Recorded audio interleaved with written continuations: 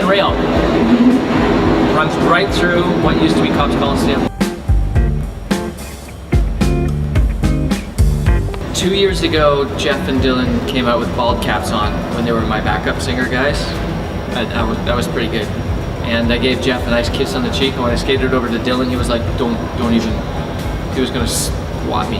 I was doing my solo once and Sean Sawyer appeared in a bikini in the front row. That happened.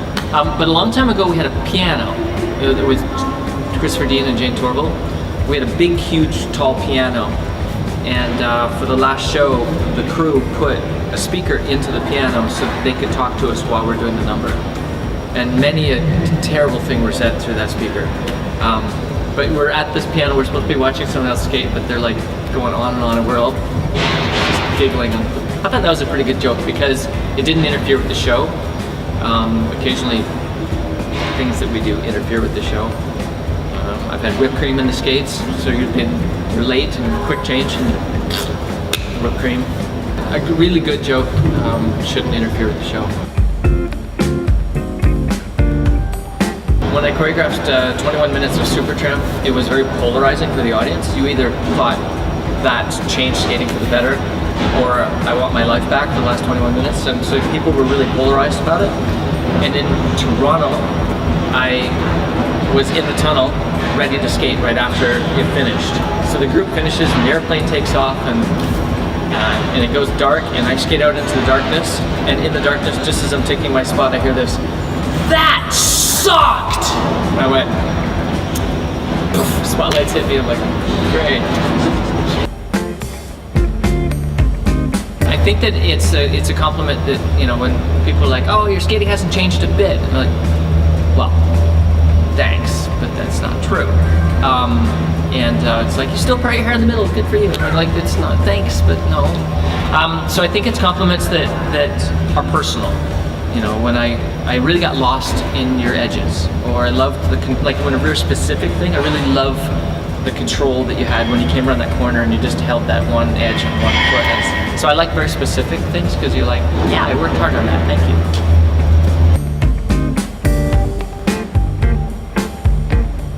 Jose Chouinard took some fantastic wipeouts, but I would have to say it would probably have to be me. I mean, I'm always doing something extraordinarily ridiculous and end up in the front row or something like that. I would be up there.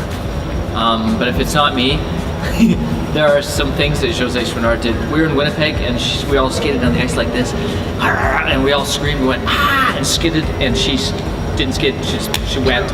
And whoever was in the front row, the three people went, ah, Jose Chouinard's coming! And they went like this, and they lifted their feet, and she nicely tucked her body underneath her feet, and they couldn't hold them up, so they went like this, and now she was behind a bars, like calves. It was just calves, and she couldn't get out. So like she was like eaten like a Venus flytrap by the front row. That was so epic.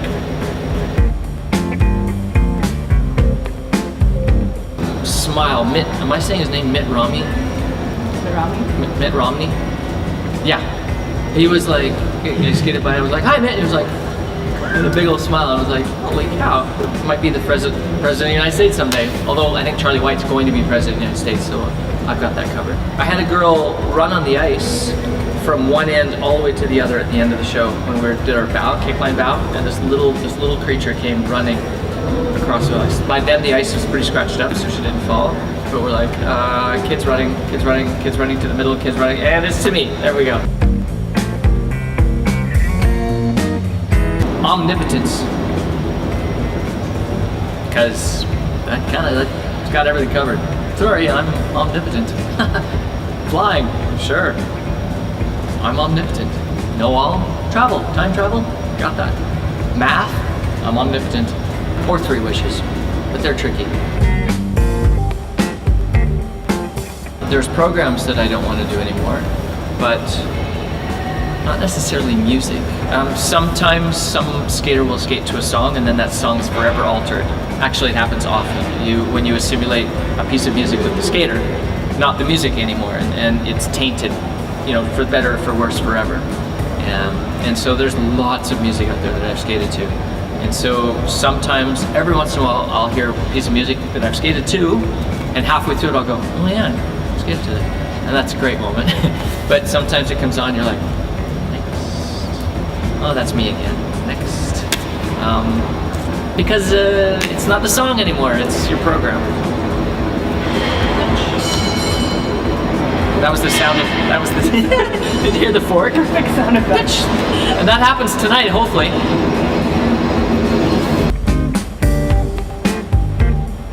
I have enough time for things. I think that I live a very, very luxurious life in that when I'm busy, I'm super busy, but it's doing something that I love.